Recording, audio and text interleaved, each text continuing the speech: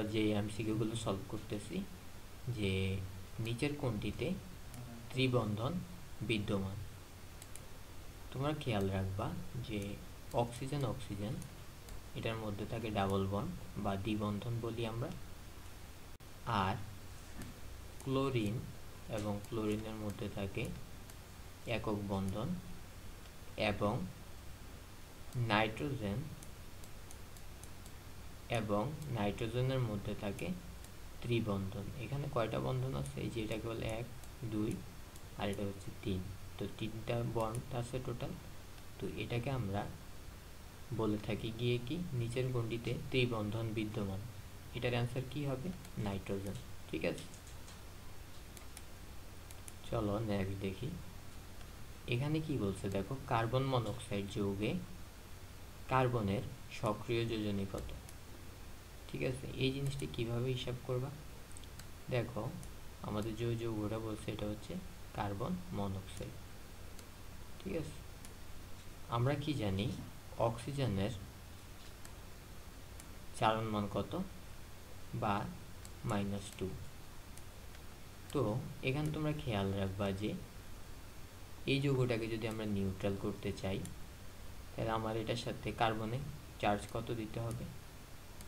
+2। ঠিক আছে, তাইলে হবে গিয়ে কি আমার এই যৌগটা নিউট্রাল হবে। কেন? +2 আর -2 করলে কত হয়? 0 হয়। ঠিক আছে, এই কারণে এখানে কার্বন মনোক্সাইড যৌগে কার্বনের যোজনী 2।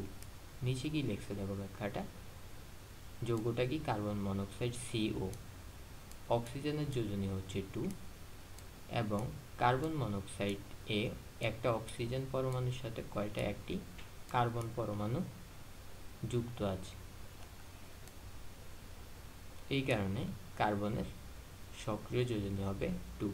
বাট ম্যাথমেটিক্যাল ক্যালকুলেশনটা আমরা যেভাবে দেখিয়েছি তুমি বা তোমরা সেভাবেই করবে, সলভ করবে।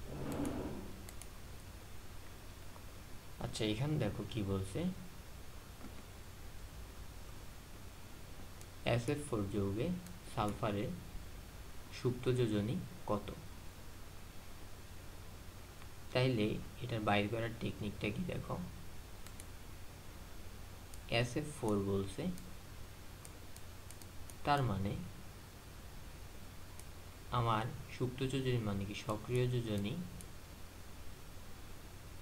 সর্বোচ্চ যোজনী মাইনাস সক্রিয় যোজনী। কার জন্য বাইর করতে বলছে? সালফারের জন্য। সালফার হচ্ছে গিয়ে পরিবর্তনশীল যোজনী প্রদর্শন করে 2 4 এবং 6। খেয়াল রাখবা সালফারের সর্বোচ্চ যোজনী হচ্ছে 6। ঠিক আছে, এটা হচ্ছে সর্বোচ্চ যোজনী পেলাম।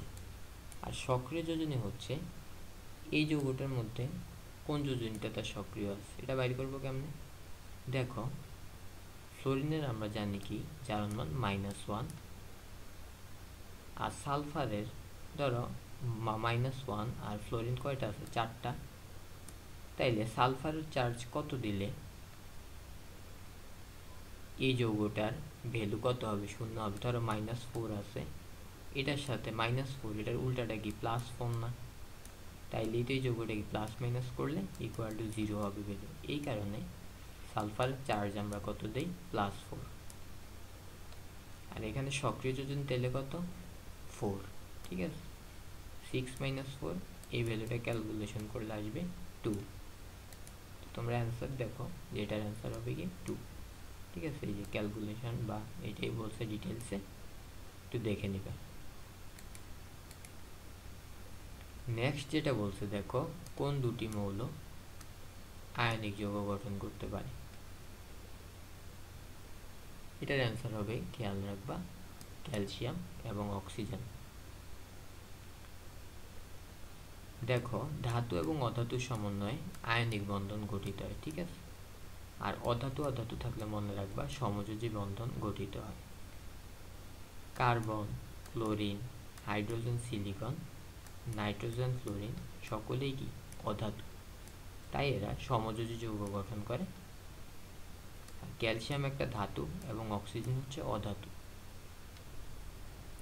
ক্যালসিয়াম এবং অক্সিজেন নিজেদের মধ্যে ইলেকট্রন আদান প্রদানের মাধ্যমে আয়নিক যৌগ ক্যালসিয়াম অক্সাইড গঠন করে। ঠিক আছে, এটা খেয়াল রাখবে। ক্যালসিয়াম একটা আমার ধাতু, অক্সিজেন অধাতু। মনে রাখবা প্রথম দিকে যে গ্রুপগুলো আছে এগুলো আসলে ধাতুর ক্যারেক্টারিস্টিক শো করে, আর গ্রুপ 13 থেকে 17 পর্যন্ত যেই মৌলগুলো আছে আমাদের, যতই বাম থেকে ডান দিকে যাওয়া যায় মৌলসমূহের অধাতব ধর্ম বৃদ্ধি পায়, এটা খেয়াল রাখবা। আর তোমার ধরে যে আমাদের যে প্রথম দিকের গ্রুপগুলো আছে, যে সোডিয়াম, পটাশিয়াম, লিথিয়াম, এগুলো হচ্ছে ধাতু। আর যতই তুমি কি ডান দিকে যাবা, বাম থেকে ডানে যাওয়া যায়, ততই অধাতব ধর্ম বৃদ্ধি পায়। আরেকটা কথা খেয়াল রাখবা যে ধাতু আর অধাতু যদি দেখো, এটা হচ্ছে গিয়ে কি আয়নিক যৌগ গঠন করে, আর অধাতু অধাতু যদি দেখো তাহলে হচ্ছে সমযোজী যৌগ বন্ধন গঠিত হয় আর কি। তো তোমাদের কাছে কোশ্চেন হচ্ছে গিয়ে সোডিয়াম যে ক্লোরাইড বা আমাদের যে খাবার লবণ, এটা আসলে কি ধরনের বন্ধন ফর্ম করে, এটা তোমরা কমেন্ট করে জানাতে পারো। ধন্যবাদ। আর আমাদের ভিডিওগুলো যদি ভালো লাগে তাহলে আমাদের চ্যানেলটি সাবস্ক্রাইব করে রাখতে পারো, আর তোমার বন্ধুদের সাথে শেয়ার করতে পারো। তোমার লাইক, সাবস্ক্রাইব এবং কমেন্ট বা তোমার বন্ধুদের মাঝে শেয়ার করার মাধ্যমে আমাদের এগিয়ে যেতে পথ চলাটা আরও সহজ হবে। আশা করছি তোমরা এই কাজটুকু করবা। ধন্যবাদ।